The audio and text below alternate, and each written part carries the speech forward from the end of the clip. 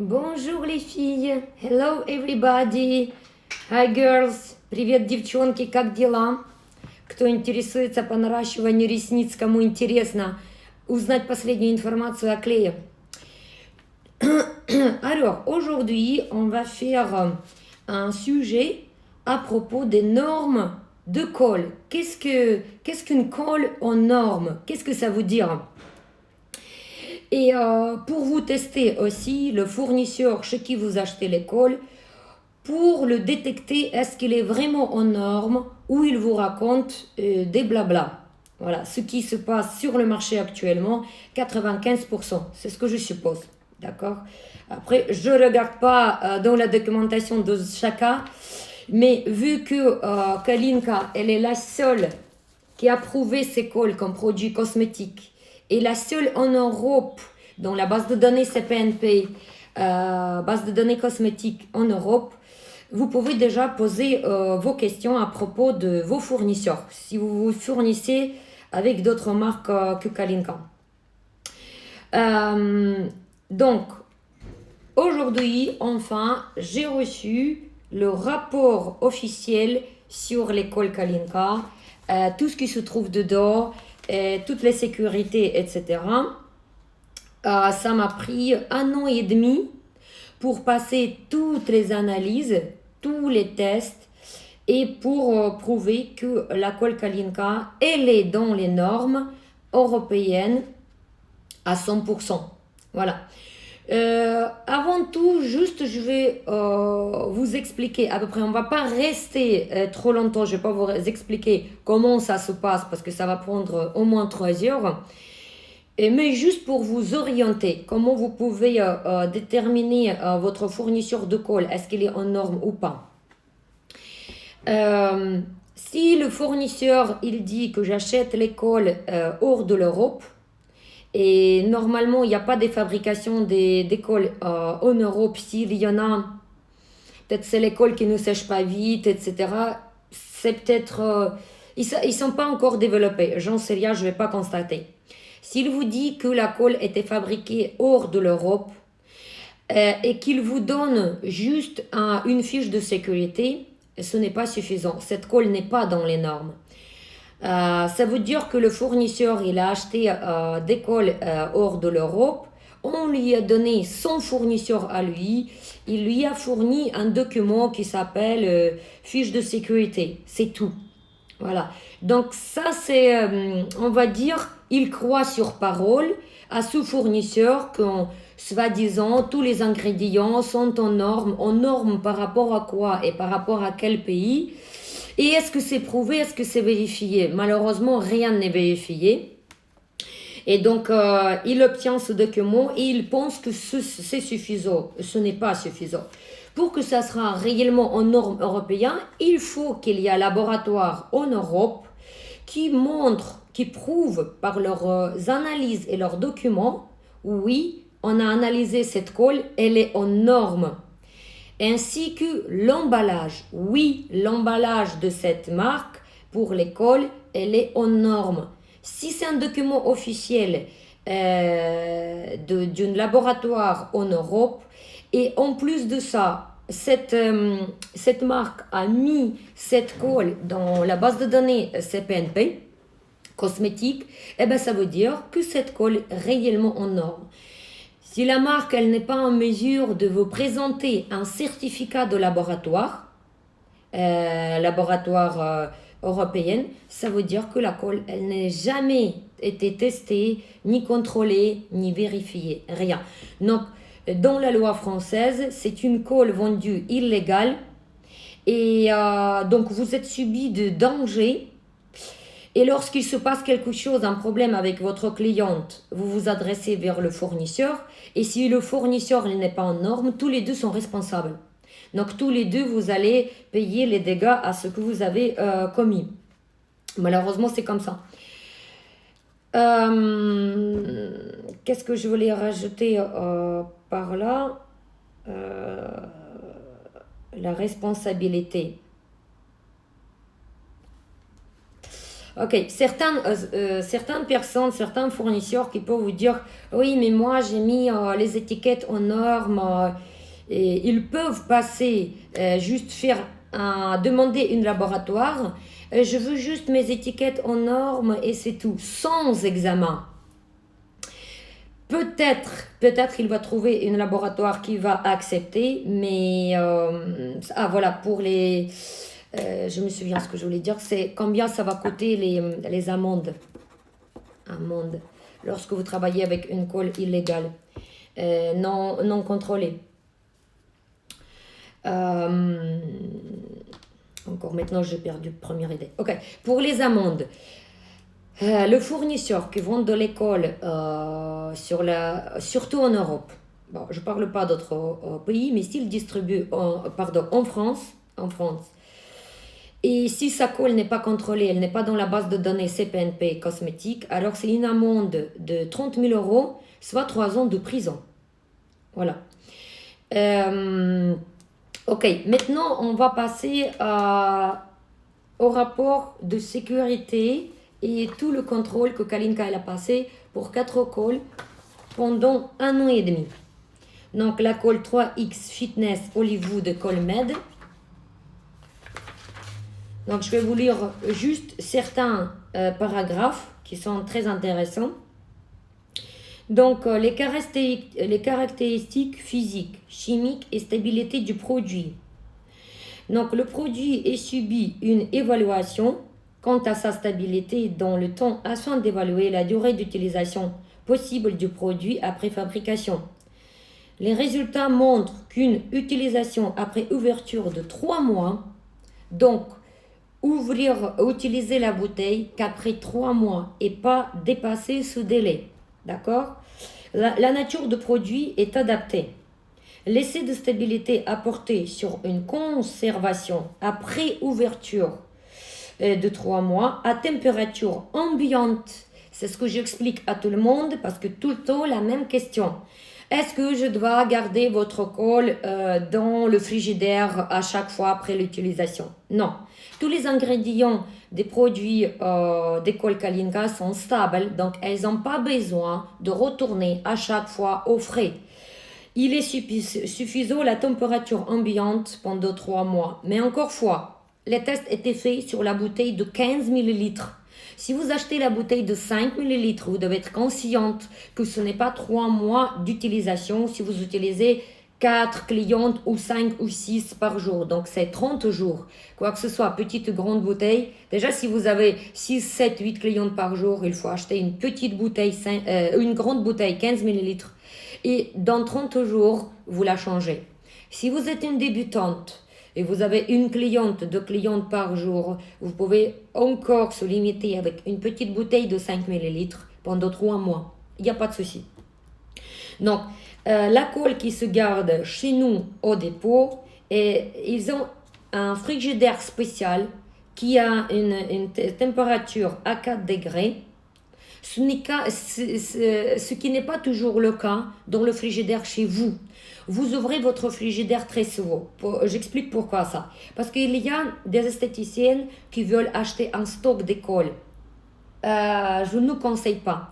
À l'époque, j'ai essayé de vendre un lot de 2 colles ensemble et malheureusement, les filles ont négligé la date. Elles ont négligé comment elles vont garder cette colle et avec deuxième bouteille, il y avait des problèmes parce qu'elle venait après 3 mois, plus que 3 mois, 6 mois ou 5 mois et elle gardait au frigidaire.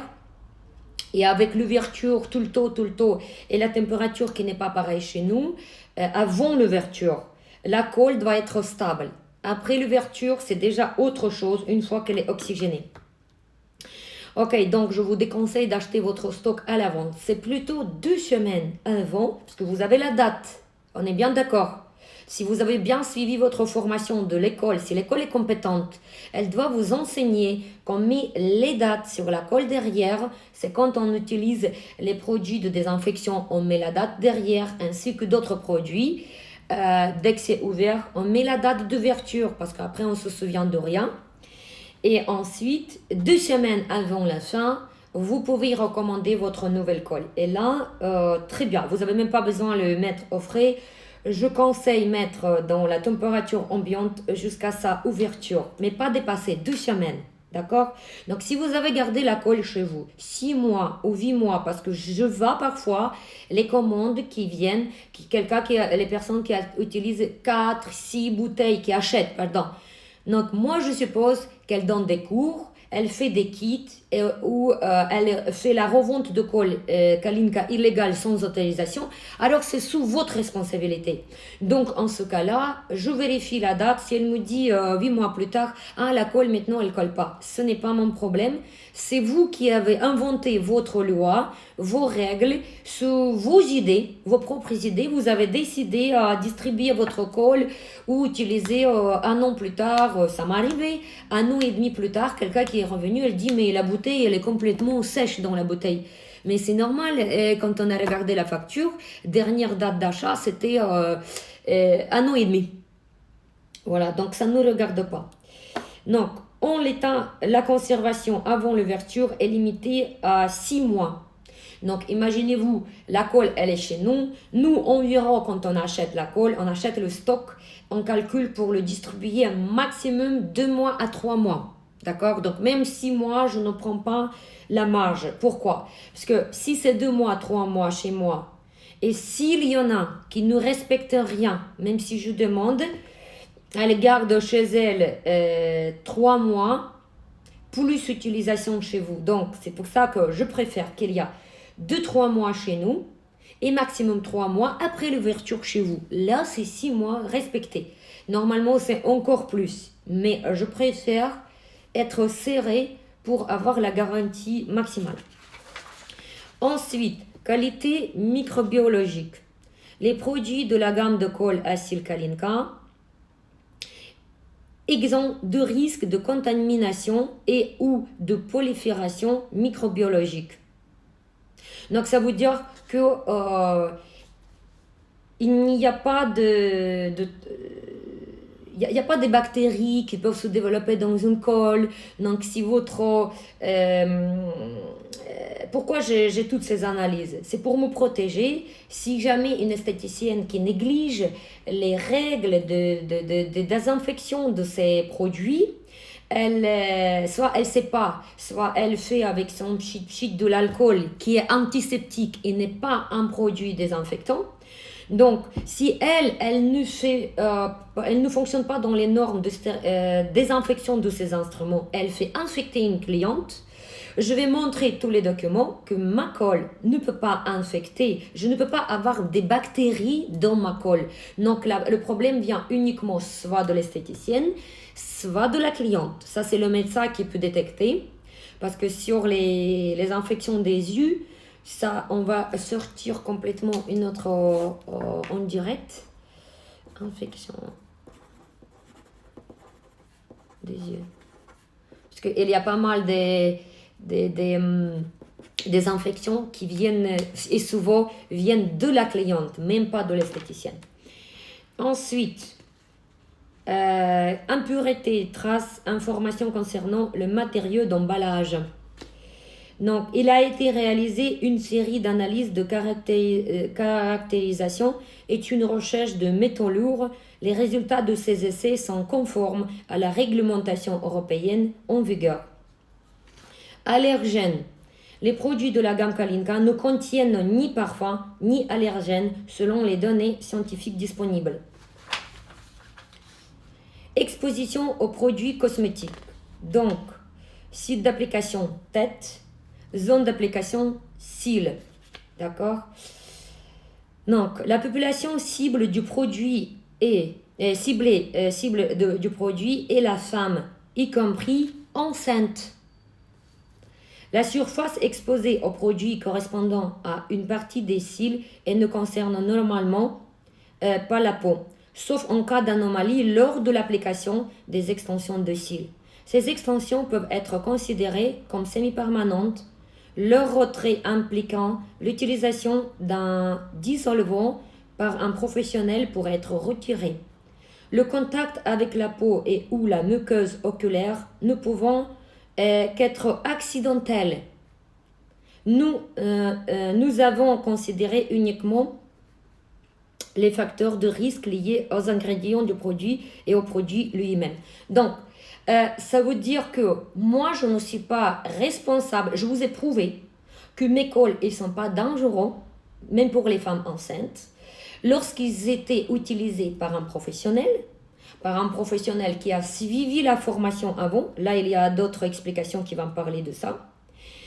Et qui étaient utilisés avec toutes les règles d'application de cette colle qui sont expliquées dans la notice, ce qui est important. Alors, ce que les gens ne savent pas, bon, moi j'ai étudié la médecine, donc j'ai un réflexe, mais je comprends, n'est pas toutes les esthéticiennes ou les praticiennes dans des cils savent ces réflexes qui doivent exister pour les médicaments ou pour les produits cosmétiques, pour les produits des infections, etc., tous les produits chimiques. Avant d'utilisation, on lit obligatoirement la notice.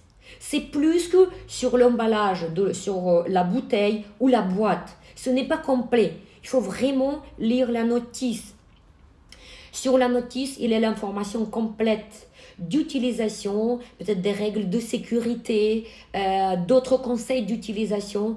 Tout ça, quand vous prenez un médicament, même si c'est le médecin qui vous a donné, on ne sait jamais. Bon, le médecin, quand même, c'est la personne compétente. Moi, j'ai un réflexe quand même de tout vérifier. Voilà. Et de lire moi-même. Je prends mes 5 minutes et je lis. Donc, le produit ne contient pas d'allergènes, mais de cyanoacrylate impliquant un certain nombre de précautions d'emploi pour éviter les risques qu'il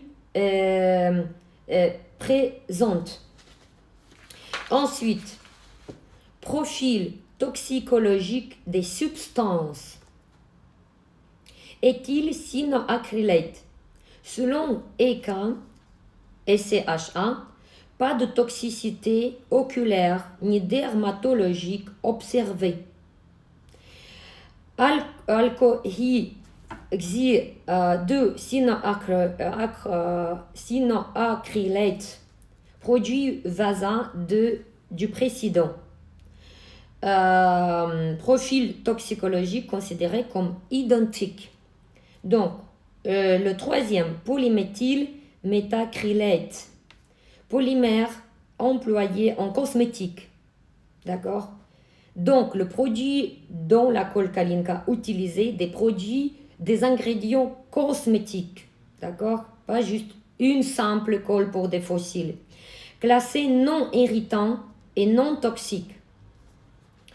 Et le dernier, selon SCHA, aucune toxicité relevée au niveau oculaire et dermatologique, carbone black, non. Donc, afin de compléter ces données, il a été réalisé un patch test, comme je vous ai déjà dit. Il y avait plusieurs tests qui étaient appliqués. Donc, un patch test sur un variant du profil comportant les 4 ingrédients. Donc, je sais qu'ils ont fait le test sur 60 femmes. Le résultat de ce test indique l'absence de potentiel irritant de celui-ci. Ensuite,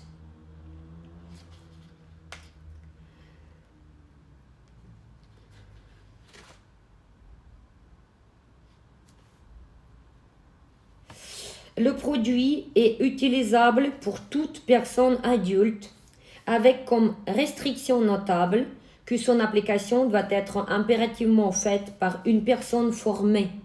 D'accord? Donc, j'ai précisé et je précise partout à son usage. Ce afin de limiter au maximum les effets adverses possibles. Encollage non désiré de zones autres que les cils. Voilà. Donc, la colle Kalinka, elle est protégée dans le sens où je mets sur mes notices de conseils d'utilisation que ce n'est pas utilisé par une cliente simple et pas utilisé par soi-même. Parce que j'en ai connu déjà des personnes qui ont acheté les colles pour utiliser sur elles-mêmes ou utiliser sur quelqu'un sans aucune formation. Voilà. Donc, si vous faites ça, c'est sous votre responsabilité. Sur ma notice, tout est indiqué. Donc, un autre paragraphe. Effet indésirable et effet indésirable grave. À ce jour, il n'a pas été rapporté d'effet indésirable notable, allergie ou effet adverse important. Concernant l'école acyle, le produit est considéré comme sûr sous réserve qu'il soit utilisé par des personnes formées à son emploi. Encore une fois, à chaque fois, ça retourne que vous devez être formé dans les extensions du cils et formé dans l'utilisation de la colle Kaline quand même. Dans des conditions de bon usage, le produit est considéré comme étant sans risque grave en l'état des connaissances. Des mesures sont décrites dans le mode d'emploi concernant les conduites à tenir en cas d'incident d'exposition de la peau et ou de la muqueuse oculaire au produit, afin d'éviter que ces incidents ne conduisent à des situations à risque pour l'usager. Il reste juste un peu, une page. Donc, conclusion de l'évaluation. Évaluation de la sécurité du produit cosmétique. L'école Acyle Kalinka, au vu des tests réalisés et des informations recueillies à son sujet, respecte le règlement 1223-2009 et ses mises à jour. Les emballages utilisés sont conformes à la directive 94/62/CE, le flaconnage étant recyclable. Concernant le produit, les analyses de métaux lourds sont en des cas des limites de la réglementation, donc ça veut dire plus bas des limites. Donc il y a des limites et ça c'est plus bas que des limites. Et les tests de tolérance réalisés montrent qu'il est non irritant pour la peau et pour la muqueuse oculaire. Le produit est destiné à un usage régulier, ne contenant pas d'allergènes ni de substances connues pour être dangereuses. Le produit est considéré comme sûr. Ensuite, avertissement et instructions d'utilisation figurant sur l'étiquette. C'est ce que je vous ai dit tout à l'heure. Donc, l'étiquetage des flacons comporte un résumé des précautions d'emploi qui précise en particulier de ne pas utiliser la colle sans avoir suivi la formation à son usage. L'étiquette renvoie à une notice d'utilisation plus complète. Le mode d'emploi décrit en détail la procédure d'application des fossiles. Donc, j'explique dans le mode d'emploi, dans la notice, j'explique même le mode d'emploi d'application de la colle, qui sont préalablement encollés avant l'application. Les cils eux-mêmes sont préparés par l'application d'un patch protecteur pour les yeux, qui doivent être fermés lors de l'application. Donc, les yeux doivent être fermés. C'est quelqu'un qui utilise la colle sur soi-même et il fait les dégâts parce que ça rentre dans l'œil le produit, la responsabilité est sur vous. Ensuite, l'emballage comporte la liste INCI des ingrédients du produit. Donc, sur tous les produits qui existent dans l'intérieur, ils sont dans l'étiquette. C'est une obligation. L'étiquette comporte un résumé des précautions d'emploi décrites sur la notice, résumé indiquant en particulier qu'aucun contact entre colle et œil ou paupières ne doit pas se produire. Donc, c'est bien expliqué que vous collez les cils à la distance de 1-2 mm de la peau. Même pas que ça doit être très près. Ne pas toucher la peau et ne pas rentrer le produit dans l'œil. Donc, ou paupières ne doit se produire et que l'usage doit consulter en cas de réaction d'allergique. La notice précise par ailleurs les conduites à tenir en cas de contact oculaire de la colle ou en cas de collage des deux paupières et des cils. C'est quand même expliqué au cas où comment il faut se comporter, ce qu'il faut faire au cas où de ces accidents commis par l'esthéticienne. Les résultats des troisième, raisonnement.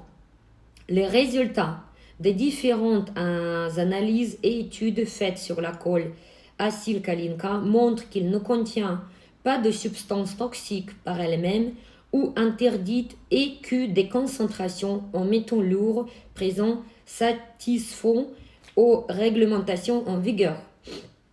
Nous estimons, compte tenu de son mode d'utilisation, de sa composition, de la population visée par application ponctuelle sur les cils, que ce produit ne peut être source d'effets indésirables, hors cas de projection oculaire et ou cutanée, pouvant nécessiter un avis médical et un suivi le temps que le produit soit évacué et ou se décoller de la peau. Dans des conditions d'usage normales, les cols acylkalinka sont donc considérés en l'état de nos connaissances comme sans risque, autre d'accidentel en cas de projection cutanée et ou oculaire. Voilà. Donc ça c'est la colle qui était subie 1 an et demi de contrôle et de plusieurs tests et qui est prouvée comme colle cosmétique. Et je suis fière d'être la première en Europe pour faire réellement ces tests. Voilà. Et dernière chose que je voulais rajouter sur les cols, c'est que la capacité des cols Kalinka cosmétiques, même si la colle elle est sèche, elle garde sa flexibilité. Donc elle est sèche, mais ça ne carbonise pas. Comme parfois je tombe sur des clientes qui viennent des autres esthéticiennes, il faudrait enlever les extensions, même si c'était collé parfaitement, il n'y a pas des cils collés ensemble et il n'y a pas des gouttes de colle ou des grandes épaisseurs. On sent que la colle elle est carbonisée, c'est dur. Donc il n'y a pas que la qualité des cils qui doit être flexible, il faut aussi la substance de colle. Lorsqu'elle est sèche, elle est flexible, elle garde cette flexibilité, elle protège, on va dire, ou elle garantit cette flexibilité de fossiles. Elle garantit cette flexibilité. Elle ne fait pas l'extension rigide. Voilà. Donc, je trouve que c'est un boulot énorme. Et ça mérite d'être applaudi pour ça. C'est un travail de presque 2 ans. Mais je suis contente parce que je cherche à être vraiment au top avec la marque de mes produits, de vous donner facilité, rapidité et sécurité. Et je pense que ça mérite et ça vaut le coup de se battre pendant presque 2 ans et payer beaucoup d'argent pour ça, pour tous ces laboratoires qui sont extrêmement chers en France. Et j'ai pas voulu prendre le laboratoire dans les pays en Europe qui coûtent beaucoup moins cher parce que j'ai la confiance qu'en France. Ici, vous pouvez rien acheter gratuitement. Ici, il faut que ça passe l'analyse et ça veut dire que c'est vrai. Voilà. Si vous avez des questions, je suis là 5 minutes pour vous répondre si vous voulez.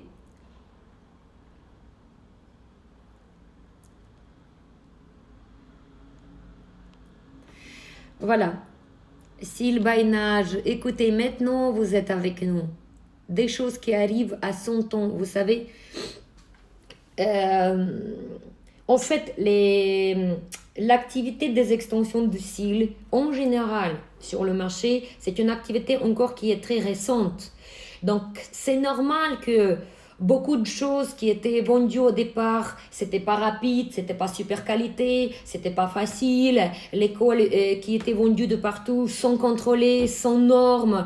Les revendeurs, ils n'arrivent même pas à donner une explication qu'est-ce que c'est en norme ou pas en norme.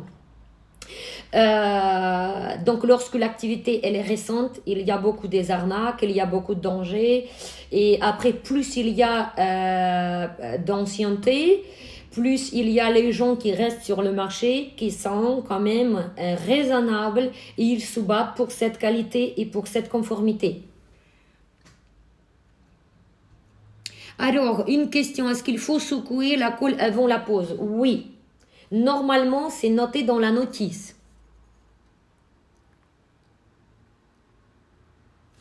Quelqu'un qui me pose la question, est-ce que je suis esthéticienne? Je suis infirmière diplômée d'État en Ukraine, donc infirmière polyvalente qui peut travailler avec les chirurgiens. Et après, non, esthéticienne d'État en France, non. Mais j'ai suivi, je ne sais pas pour quel objectif cette question. Si c'est au niveau de hygiène et sécurité, je vais vous dire que je suis très très bien placée. D'autant plus que je reconnais que chaque pays a ses normes. Pour ce fait-là, j'ai suivi la formation en France hygiène salubrité en, je crois, 2013.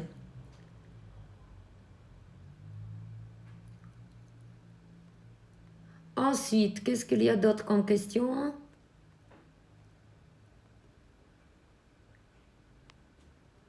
Tac.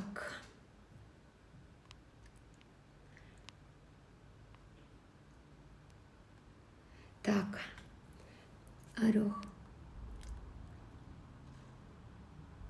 Tac, secouez avant.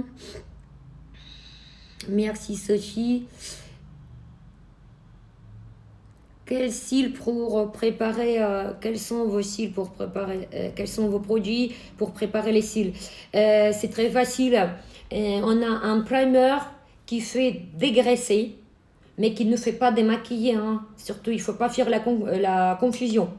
Pour démaquiller, j'ai des produits qui sont déjà prêts à partir dans l'emballage. Bientôt, ils sortent. Donc, on va avoir le shampoing pour des cils ainsi que c'est un démaquillant pour tout le visage mais qui est adapté avec les extensions de cils. Donc il y en a avec les noms, donc Fitness 3X et je crois Biolachis, il me semble. On va voir ça, on va revoir encore les noms. En tout cas, il y a des parfums qui étaient sélectionnés. Donc, j'ai testé beaucoup de parfums. Même quand vous faites inspirer ce parfum, ça vous monte dans le cerveau et ça vous relaxe. Il y a des parfums, des huiles essentielles, mais il n'y a pas d'huile essentielle. D'accord? Il n'y a pas d'huile ici, il n'y a pas de corps gras. Donc, ne vous inquiétez pas. Donc, ce produit-là, si la cliente elle vient chez vous, elle avait des particules, beaucoup de son maquillage. Moi, franchement, je le mène directement à lavabo. Je lui donne un mousse de démaquillage et celui-ci de Kalinka qui va bientôt sortir. N'oblige plus à utiliser un primer juste après parce qu'il fait également dégraisser. D'accord? Voilà. Donc, si la cliente elle est venue avec un mascara, il faut démaquiller dans le lavabo 2 à 3 fois avec un produit. Sachez que je vous conseille avoir à tout hasard un démaquillant chez vous biphase pour le mascara waterproof. Ça nous a déjà arrivé quelques fois. Ces incidents où les modèles, surtout les modèles, débarquent avec ce mascara, on n'arrivait pas à enlever. Donc maintenant, on a à tout hasard. Mais après le produit biphase, il faut quand même nettoyer au moins 2 fois avec le produit en mousse de démaquillage sans grain. D'accord? Là, ça sera Kalinka et que vous n'avez pas besoin après d'utiliser primer. Voilà. Utiliser une mousse. Je vois ça sur Instagram, sur Facebook, les gens qui mettent des produits lorsque la cliente couchait avec... sur la table avec les patchs. Et moi, je ne suis pas pour ça parce que je dis déjà, il faut qu'il n'y ait aucun produit qui rentre dans les yeux de la cliente. Et puis, ça vous prend trop de temps et c'est quelque chose inutile lorsque les cils sont complètement propres. D'accord? Et primer, il est suffisant. Ensuite...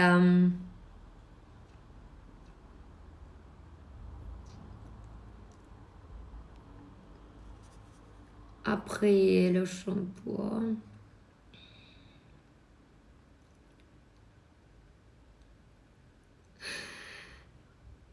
Merci Aurélie d'être ici. Merci, merci, merci.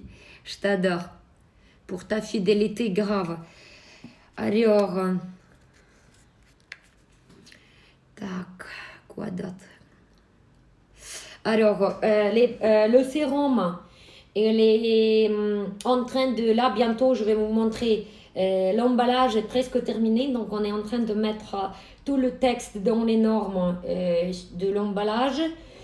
Voilà, dès que c'est terminé, on va tout mettre enregistré dans la base de données Cosmetics SEP&Pay.